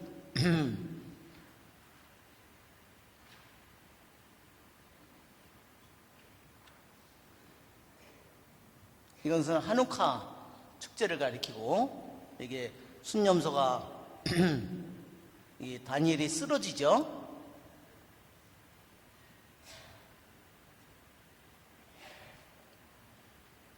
이게 안티오쿠스 에피파노스의 흉상이에요. 초상, 이게 얼굴 두상이에요.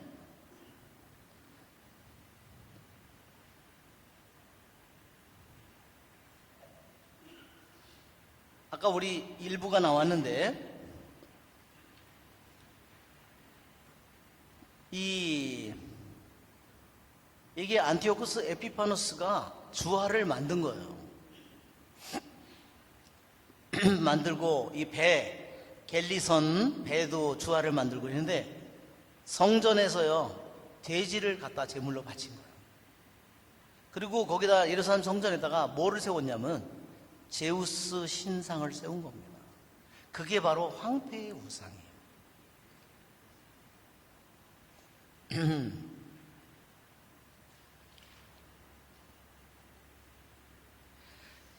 자, 안티오쿠스 에피파누스는, 에피파누스라는 말이요, 에피파누스라는 말이 우리가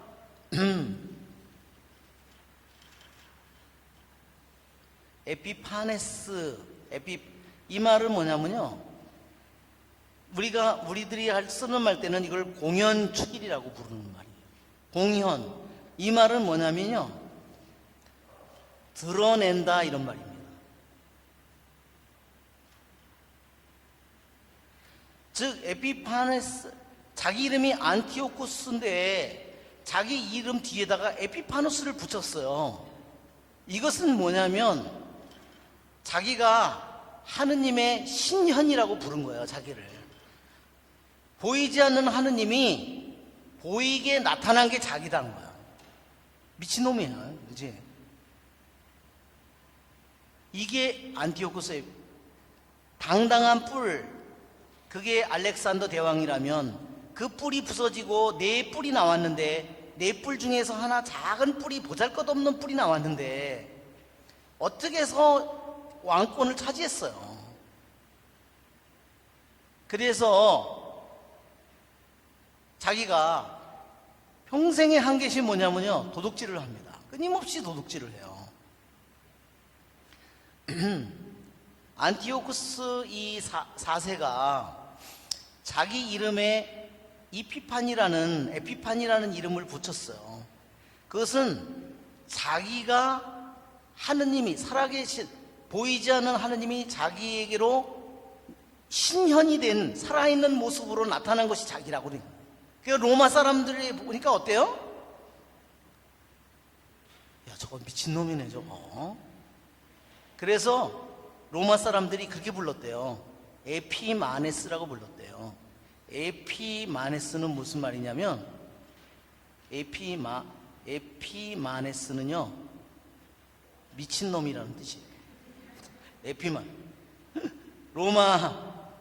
로마인들이, 아니, 저 조그만 나라에 저 왕이 자기를 에피판이라고 그러니까, 하느님이, 보이지 않는 하느님이 인간의 모습으로 나타난 게 자기라고 그러니까 정말 코웃음을 친 거죠. 말도 안 되는데.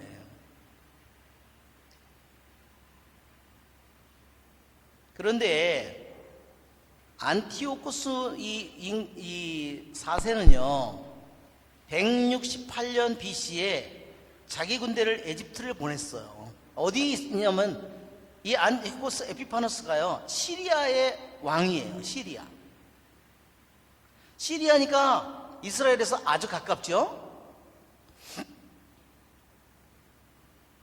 에집트를 군대를 왜 보냈냐면요, 너무 돈을, 이 안티오쿠스가 재물을 막 낭비를 하는 거예요. 막 맨날 술에 파티에 뭘 하느라고 재산을 막 낭비하는 거예요.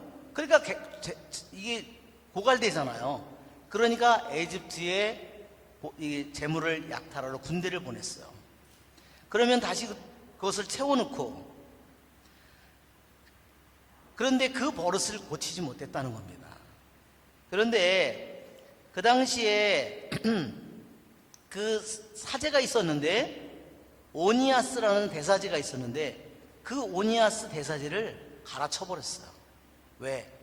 그의 형제, 그 형제인 야손이라는 형제가 있었는데, 사제가 있었는데 완전히 그리스 물에 너무 많이 물들은 거예요. 그래서 자기가 사제 형의 자리를 빼앗고 싶은 거예요. 우리가 마카베오 읽어보면 나오는데 야손이 그래서 뇌물을 갖다 주고 자기가 자리를 차지합니다. 그거 다 뭐예요? 그러면서 뭐냐면 나중에 사람들에게 다 그리스의 문화를 받아들이고 율법을 폐기하도록 말하자면 했어요. 나중에 야손이 나쁜 사제보다 더 나쁜 메넬라우스라는 사제가 아닌 사람이, 돈이 엄청 많은 사람이 돈을 갖다 주면서 자기를 사제직을 시켜주면 예루살렘에 있는 모든 것들을 갖다 다 바치겠다고, 성전 안에 있는 돈을 바치겠다고. 결국은 이 모든 일에서 결국은 안티오쿠스가 결국은 예루살렘에서 군대를 보내서 예루살렘전에 침입을 했어요. 그래서 그 제단에다가 제우스 상을 세웠고 번제 제단 위에다가, 그것이 언제냐면요 167년 BC 기슬레우월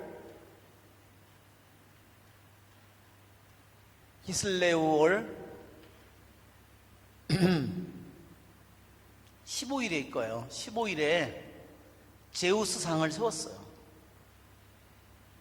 기슬레우월 15일에 제우스 상을 세웁니다. 이게 11월과 12월 사이예요. 그리고 열흘 후에는요 같은 기슬레우 달 25일에 그는 일일 번제를 금지시켰어요.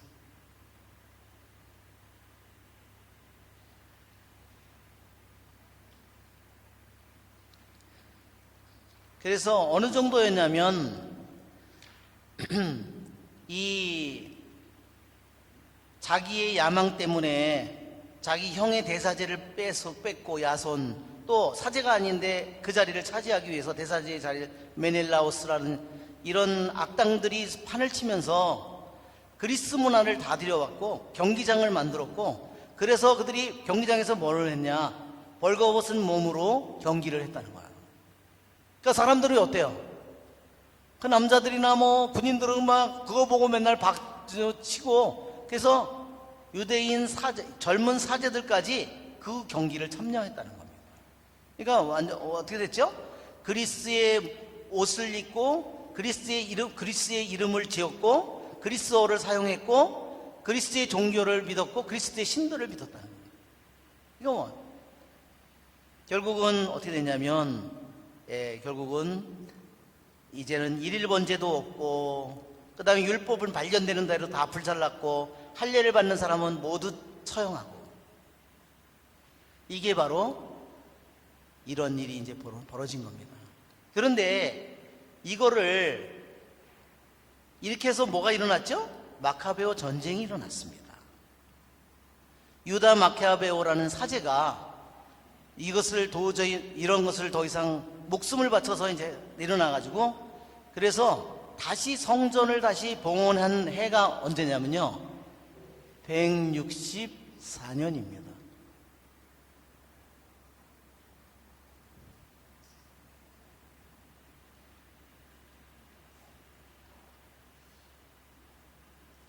성전이 그래서 어느 날 그러면 봉헌했느냐, 봉헌식 하누카 축제라는 게 바로 164년 BC 똑같은 기슬레오 달 25일 날 봉헌식을 거행했어요.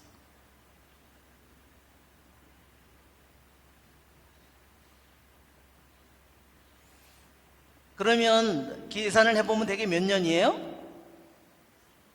약 3년 정도죠? 예, 3년 정도예요. 3년. 약간 천일이 좀 넘겠죠? 그래서 정확한 저기는 우리는 그런 것은 모르지만, 하여튼 하느님께서 우리에게 이게 정말 다니엘이 본 그대로 환시대로 실제로 그런 일이 나중에 다니엘의 생애 중엔 그런 일이 일어났어요? 안 일어나요.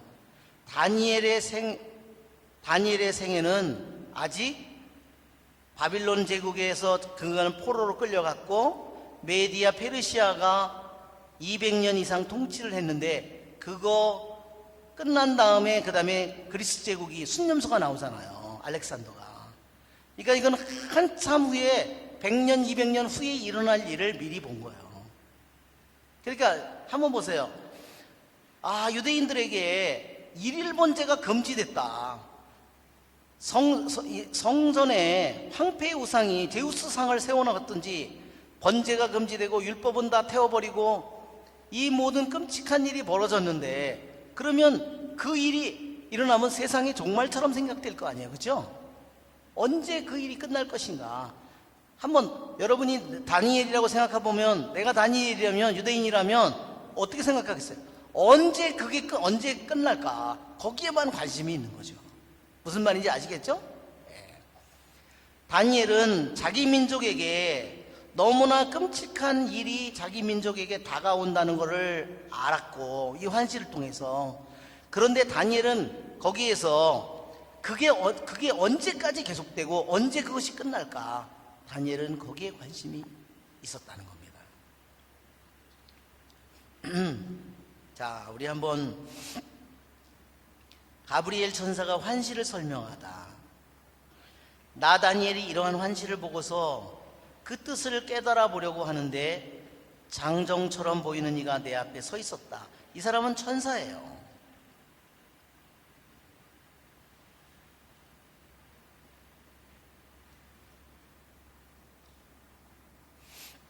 그때 나는 울라의 강 위에서 사람의 목소리를 들었는데 이렇게 부르며 말하는 것이었다. 가브리엘아, 저 사람이 환시를 깨닫게 해주어라. 그렇죠? 여기 나온 천사가 누구예요? 예, 가브리엘 천사입니다. 자, 가브리엘 천사를 보내서 앞으로 이 환시가 무엇을 의미하는지 더 이해하도록 해줬어요. 여러분, 가브리엘 천사는 언제 또 등장하죠? 스가랴 사제가요, 성전에서 사제직을 임무를 수행할 때 가브리엘 천사가 나타나서 나는 가브리엘이다. 내가 너에게 이런 일을 알려줬는데 네가 이것을 믿지 않았으니, 그렇죠? 그러면서 스가랴가 벙어리가 되잖아요.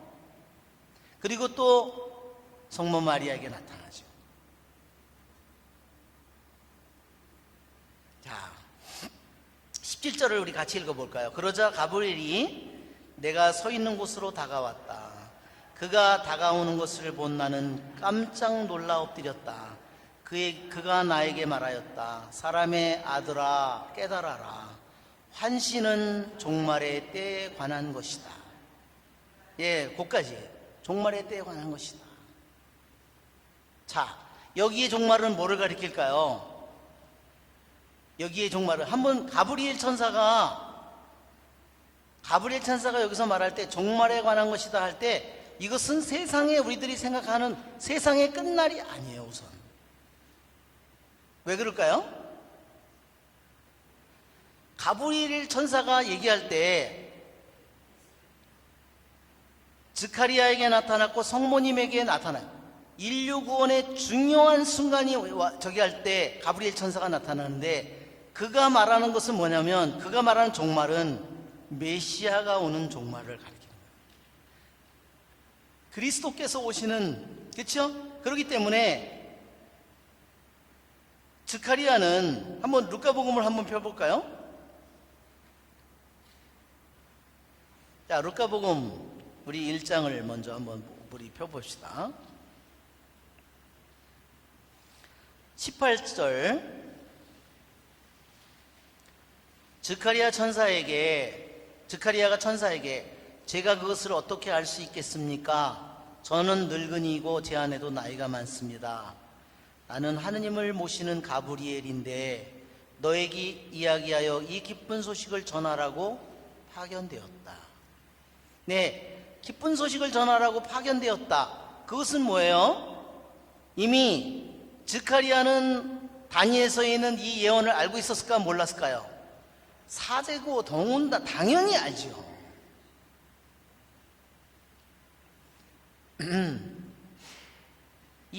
이것은 종말에 관한 것이다. 종말의 때에 관한 것이다. 바로 그들이 기다리는 종말은 뭐예요? 메시아가 오셔서, 그렇죠? 자기네들에게 구원을 주는 그 시간이 종말이에요. 그렇기 때문에 스가랴가 가브리엘 천사가 나타나서 자기를 가브리엘이라고 한 순간에 다니엘서에서 이미 말한 그 종말, 메시아가 오는 그 종말이 이제 자기 아들을 통해서 그 종말의 때가 가까이 온다는 것을 그가 알았을 거라는 겁니다.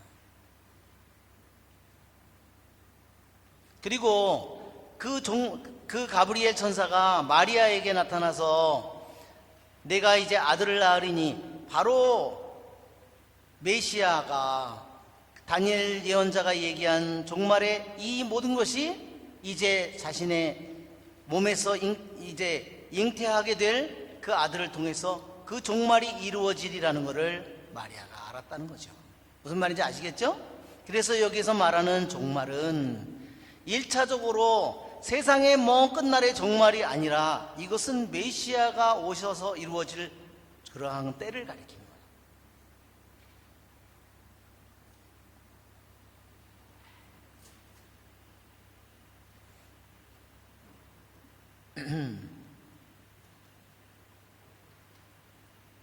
그러니까 여기에 가브리엘 천사도 몇백 년을 기다려서 스가랴에게 예, 소식을 전하고 마리아에게 소식을 전하는 겁니다. 즉 다니엘서에 예언되어 있는 예언대로 메시아께서 와서 이스라엘을 구원할 그 때가 드디어 이제 왔다는 것을 알려주는 겁니다.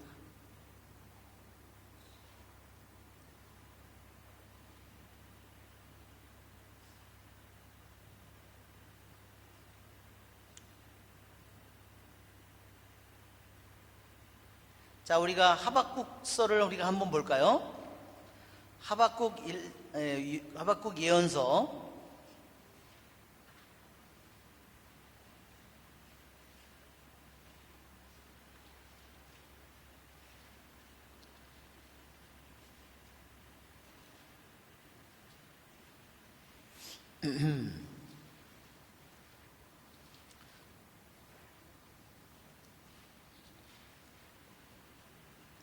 '하박국 예언서를 보면 하박국 예언자는요 다니엘과 같은 시대의 사람이에요. 하박국 예언자는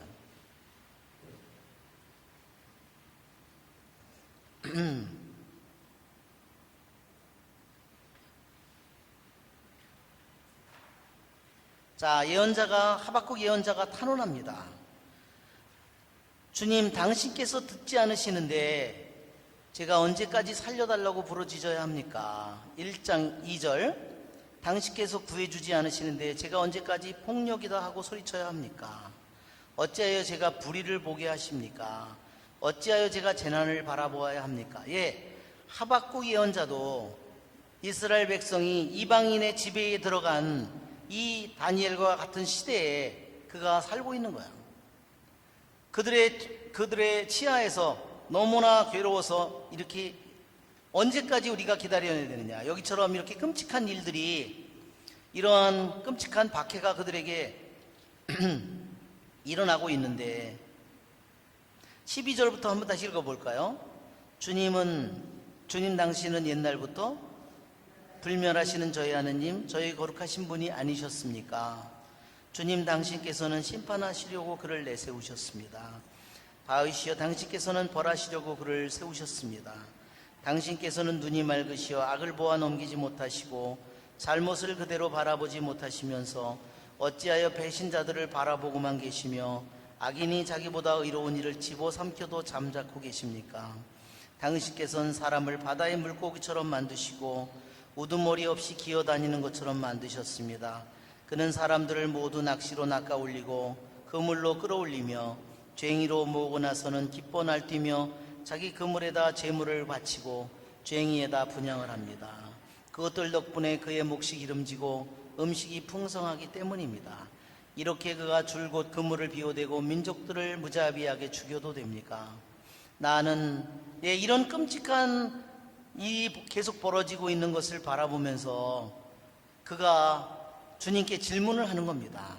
나는 내 초소에 서서 성벽에 자리 잡고서 살펴보리라. 2장 1절, 그분께서 나에게 뭐라 말씀하시는지 내 하소연에 어떻게 대답하시는지 보리라. 주님께서 나에게 대답하셨다. 너는 환시를 기록하여라. 누구나 막힘없이 읽어갈 수 있도록 환에다 분명하게 써라. 지금 이 환시는 정해진 때를 기다린다. 끝을 향해 치닫는 이 환시는 거짓말하지 않는다. 늦어지는 듯 하더라도 너는 기다려라. 그것은 오고야 만다. 지체하지 않는다. 보라, 뻔뻔스러운 자를, 그의 정신은 바르지 않다. 그러나 의인은 성실함으로 산다. 예, 이렇게 돼 있죠? 예, 여기에 나오는 것처럼 반드시 그들에게 수많은 고통과 박해가 그들에게 오겠지만 여기에 보면 어때요? 환시는 정해진 때를 기다린다고 했어요. 환시를 다른 말로 다니엘에게 보여준 환시, 여기 하박국에게 보여준 환시, 다니엘에게 보여준 예언 환시는 어때요? 정해진 때를 기다리고 있다는 거예요.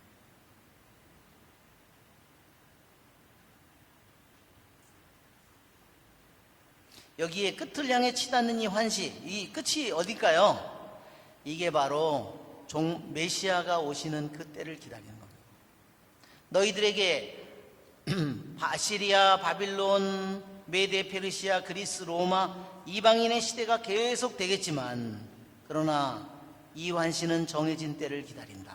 그때는 반드시 오고야 만다고 얘기합니다. 예, 그러니까 정말 우리는 아브라함도 끊임없이 그쵸? 자신의 약속을 믿고 약속의 땅에 갔지만 어때요? 그 땅은 이미 주인들이 있어요. 그는 끊임없이 기다리면서 살죠? 예. 오늘은 뭐 여기서 마쳐야 될 것 같습니다. 영광이 성부와 성자와 성령께, 성부와 성자와 성령의 이름으로 아멘.